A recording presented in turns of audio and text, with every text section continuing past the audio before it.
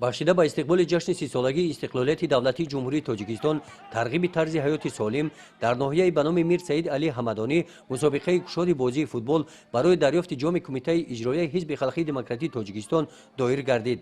дар ин мусобиқа дастаҳои футболбозони 20 ташкилотҳои ибтидоии ҳизбӣ аз шаҳру ноҳияҳои минтақаи Кӯлоб даъват шуданд. мусобиқа давоми 10 рӯз идома ёфт. қисми финалии мусобиқа байни дастаҳои ташкилоти ибтидоии ҳизби деҳаи Файзобод, ҷамоати деҳоти Даштигуло ва деҳаи Меҳнатободи ҷамоати деҳоти Меҳнатобод ба ҳавои сар нигоҳ накарда мухлисони зиёдеро ҷалб кард. дар ҷанбасти мусобиқа футболбозони ҷамоати деҳоти Дашти Гуло бо ҷоми ифтихории мусобиқа ва бо тӯҳфаҳои молӣ қадр гардиданд.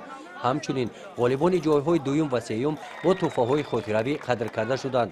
аз ҷониби сарпарасти ин чорабинӣ Кумитаи иҷроияи Ҳизби халқии демократии Тоҷикистон дар ноҳияи ба номи Мир Саиди Али Ҳамадонӣ ба 10 нафар кӯдакони имконияташон маҳдуд сару либоси зимистона тӯҳфа намуда таъкид доштанд, ки соҳибкорон барои ҷалби кӯдакони имконияташон маҳдуд ба варзиш дар ин ҷамоати деҳот шароитҳои мусоид фароҳам меоваранд.